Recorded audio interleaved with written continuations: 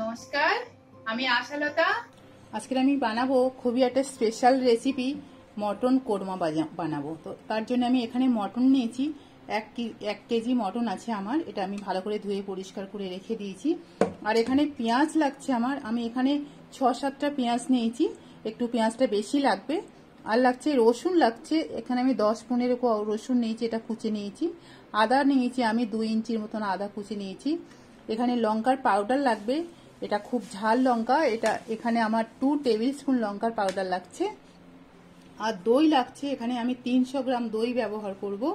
কাজু লাগবে, কাজু আমি এখানে 10-12টা কাজু ভিজিয়ে রেখেছি। আর গরম মশলা লাগছে ফোড়নের জন্য, এখানে দারচিনি নিয়েছি, এলাচ নিয়েছি, লবঙ্গ নিয়েছি আর গোলমরিচ নিয়েছি। আর লাগছে আমার এখানে জিরা পাউডার লাগবে, এটা আমার 1 টেবিল স্পুন লাগবে। ধনে পাউডারও আমি 1 টেবিল স্পুন ব্যবহার করব। হলুদ পরিমাণ মতন লাগছে। গরম মশলা লাগবে 1 টিস্পুন। আর এখানে ঘি লাগছে আমার পরিমাণ মতন। আর কেওড়ার জলও আমি এখানে 1 টেবিল স্পুন ব্যবহার করব। তো আমি এখন দইটার মধ্যে সব মশলাগুলো মিশিয়ে রেখে দেব। ধনে পাউডার,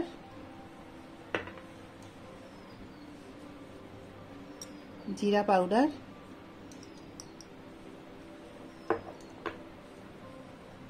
হলুদ পাউডার আর লঙ্কার পাউডারটা দিয়ে দিলাম। দিয়ে এটা ভালো করে মিশিয়ে নেব। লঙ্কাটা সবসময় আপনাদের টেস্ট মতন ব্যবহার করবেন।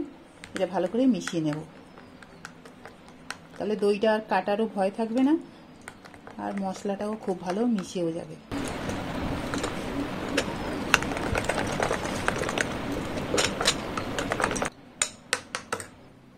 অল্প তেল দিলাম, কুকিং অয়েল দিয়ে আমি এখন পেঁয়াজগুলো ভেজে নেব।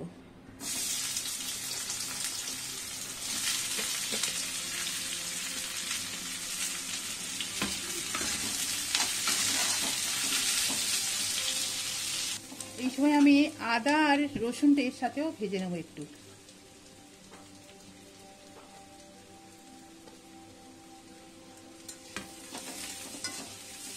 এই সময় আমি এই পেঁয়াজ আদা রসুনটা তুলে নেব। এবার আমি এটা মিক্সির জারে নিয়ে এটা আমি একটা ভালো পেস্ট বানিয়ে নেব।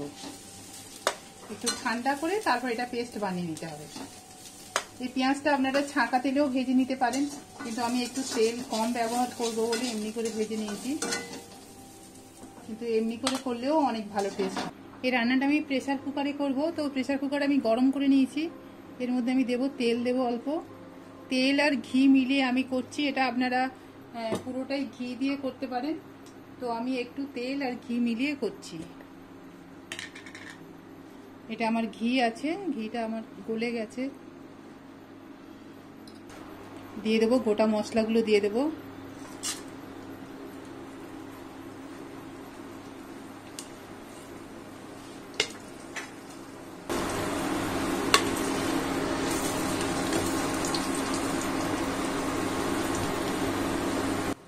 এবার আমি মটনগুলো দিয়ে দেব। এটা ভাজা হয়ে গেছে।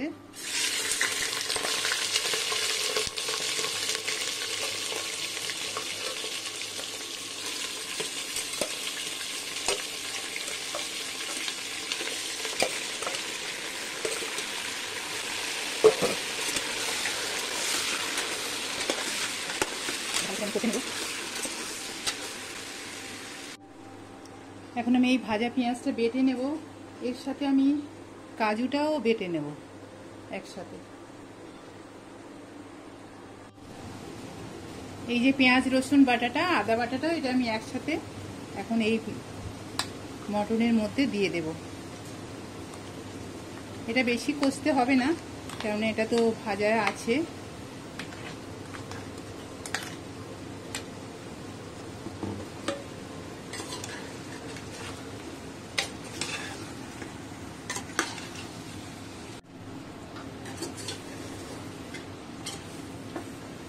পেঁয়াজটা আমি 8-10 মিনিট একটু কষে নিয়েছি। এবারে আমি এই মশলাটা দিয়ে দেবো, দইয়ের সাথে যে মশলাটা মেশানো আছে এটা দিয়ে দেবো। এটাও খুব ভালো করে কষে নেবো যতক্ষণ না এর থেকে তেলটা বেরোচ্ছে।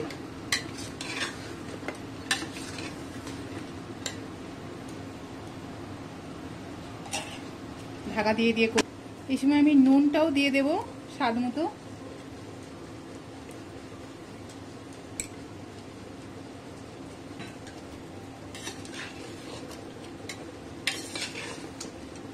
আরও কিছুক্ষণ কষতে হবে, আরও 10-15 মিনিট কষতে হবে, তাহলে এর থেকে তেলটা খুব ভালো মতন বেরিয়ে যাবে।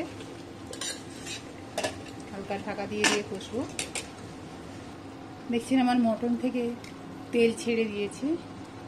এবার আমি জল দিয়ে, জলটা আমি একটু গরম জল দিচ্ছি, জলটা আমি গরম করে নিয়েছি।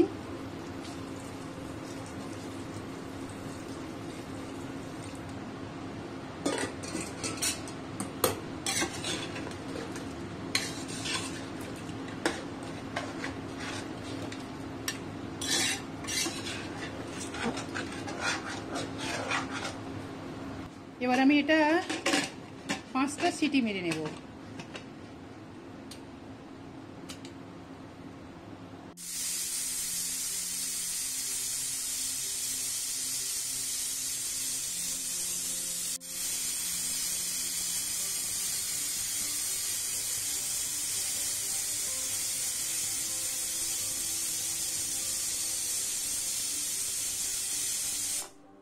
পাঁচটা সিটি পড়ে গেছে। এবার আমি এটা গ্যাসটা বন্ধ করে রেখে দিচ্ছি। যখন ঠান্ডা হয়ে যাবে তবে আমি এটা খুলবো।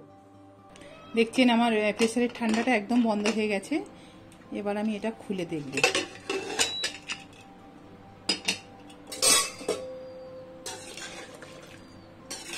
আমার মাংসগুলো অলরেডি একদম সিদ্ধ হয়ে গেছে, দেখছেন একদম সিদ্ধ হয়ে গেছে।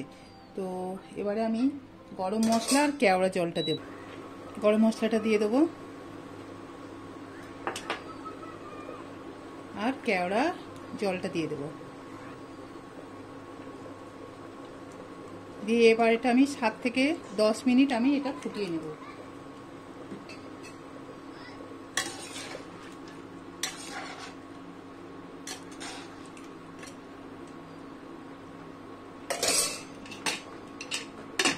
এমনি ঢেকে দিলাম।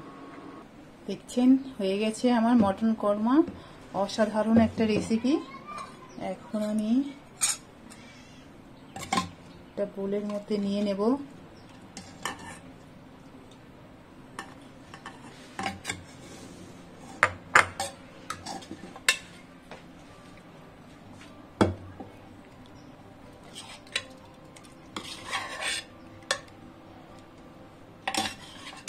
দারুণ খেতে। যখন কোনো গেস্ট ফেস্ট আসবে তখন আপনারা এরকম করে বানাবেন স্পেশাল দিনে, অসাধারণ খেতে।